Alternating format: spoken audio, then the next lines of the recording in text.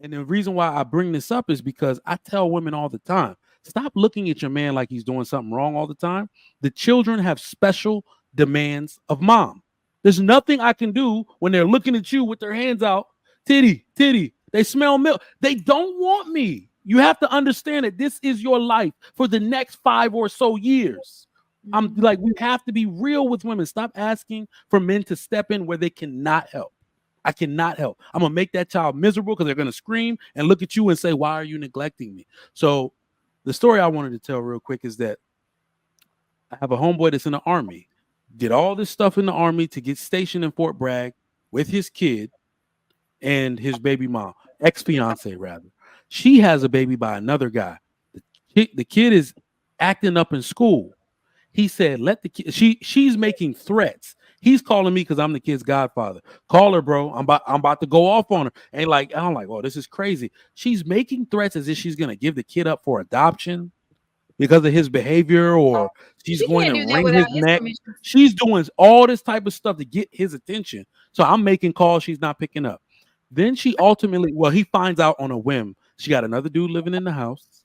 She's pregnant. You know, he hasn't seen her, hasn't talked to her before.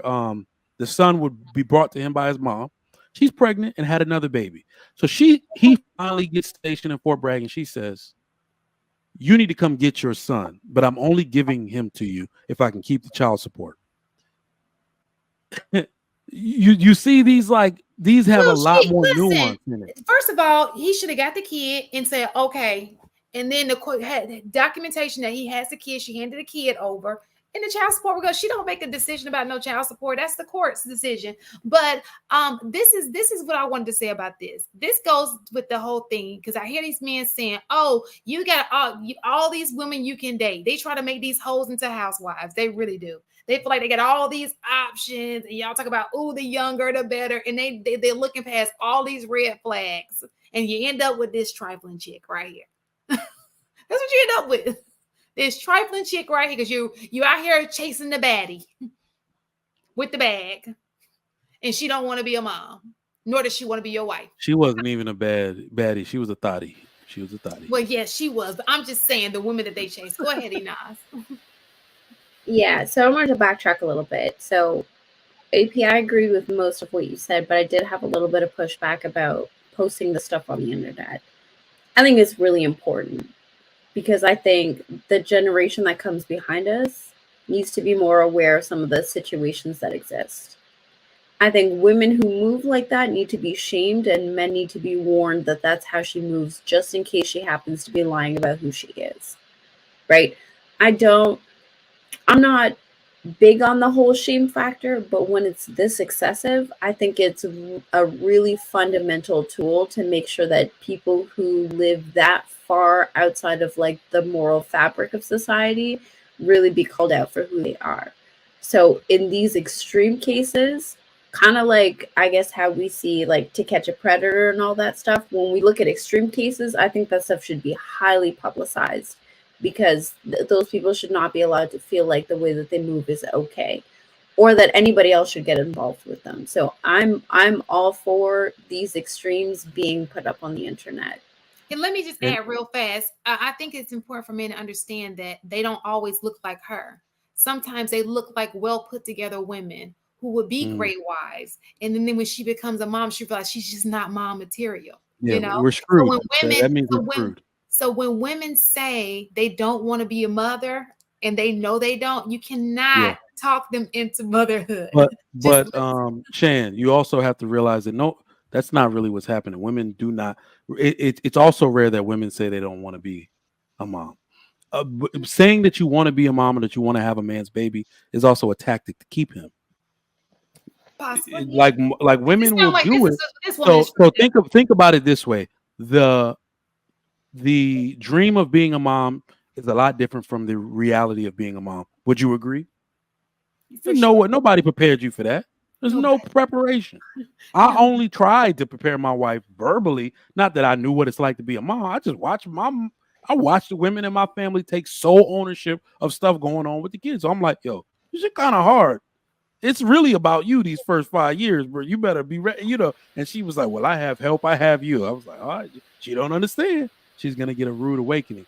So it's really not that they're not. I've never heard a woman say, I'm sorry, my ex used to say she didn't want to be a mom, and I believed her. She said it the whole time we were in college, even after. No, I don't think children are for me. So yes, it would have been my fault if I had impregnated her, but that's not what most women are doing. They're out here saying, I can't wait, or but Trigger Mike, there is a very significant difference between a woman saying, I want to have your babies and I want to be a mother. Like, those are two very, very different things. And I think like this language difference between men and women is like, this is where things start to fall through the cracks, right? Because I want to have your children is like, it's attraction, it's lust, it's infatuation. I want to be a mother is an understanding of the sacrifice that you need to make in order to make sure that these babies are going to be self-sufficient human beings, that they're going to get to that place where they are self-sufficient human beings. So like when we hear women say, I want to have your babies, I think it's really important that men understand in women's language that just means like, you know, she wants that D on a consistent basis. It does not mean that she's equipped to be a mother. You are absolutely right, because it is lust, because they usually utter those words laying on their back, and they always grip in your face for some reason. Yeah. I want to have you, Mike. I want to have you, baby. Okay. This is not a porn show. Oh, she's just caressing your face. It's like, okay. All right, y'all. It's getting late. Anybody else want to add their 5 cents? Can we end with the cute tiger video, because that has me feeling. I feel really pissed off right now. Your chakras are threw your energy off. Is that what? Why are you upset? I'm sorry. No. It's just, it's a sad reality. It just is what it is. We that video is disgusting. You usually don't. You usually don't get videos that will put you in a bad mood. You're just like, it is what it is. Remember, the world is kind of used to fathers ditching. Remember, we don't carry babies. Our bond with the child doesn't come till after it's born necessarily.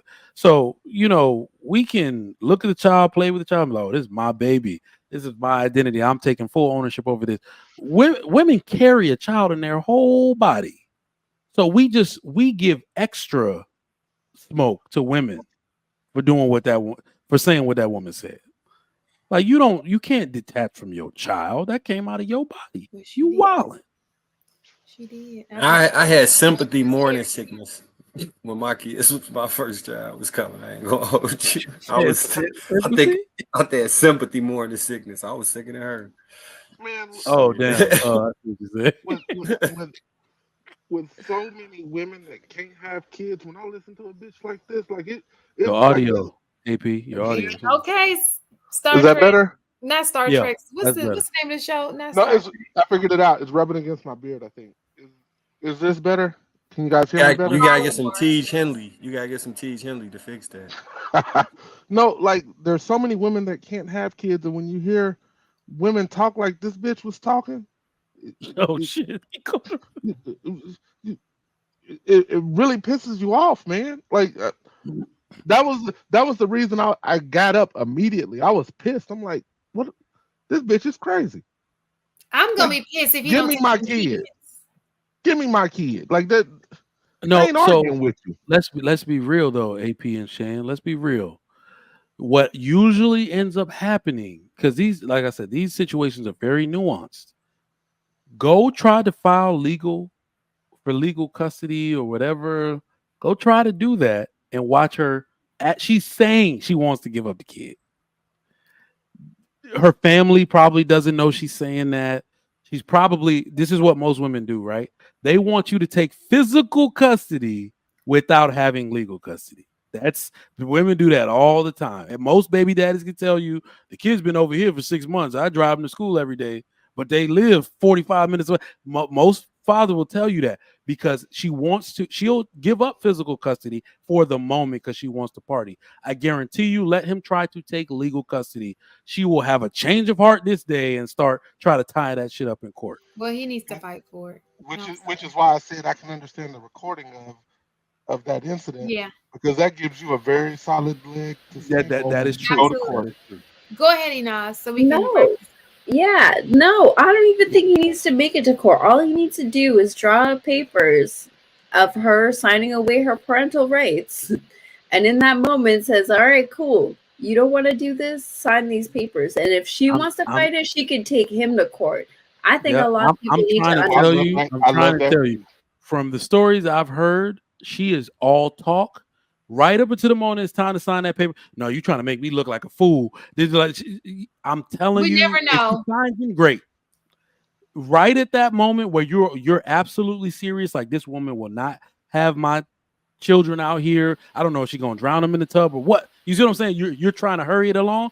Watch her try to just No. bait and switch. So here's okay. So when it comes to like custody battles, right? And men wanting to like men being hesitant on the investment that it takes to win custody battles because once it gets to that point, it's so far gone and the court systems are not favorable towards men. It's not a neutral party system in terms of making the best decision for the child, right? But in cases like this, if that man were to call CPS, because it doesn't sound like they're married, if that man decided to call CPS, you know what would happen? There would be documented neutral party evidence that this woman does not actually care for that child. It's either with his mother or hers, right? Mm. And then with this video intact, and I'm sure there are text messages and voicemails and all of that stuff to go with it. This is not the first time this woman has vocalized this, right? He knew when to hit the record button because this was not the first time that they've had this conversation. By the time it gets to a custody battle, then they're equipped, right? But I think all too many times when men find themselves in this situation, they're so vested in the child's best interest and not wanting to hurt that woman's feelings that they hurt themselves in the process. I think that if more men were more savvy about the legal process, I think the results would wind up looking different. When you are ready to prepare yourself, because this is what women do. Women will prepare themselves for that stuff, right? If he is cheating, she will stick it out for a couple of years and collect evidence in order to get more money at the end of the day, right? I think if men did the same thing when it came to custody, I think the numbers would be significantly different. You have to document everything. You have to understand what legal avenues that you can take, what rights do exist, right?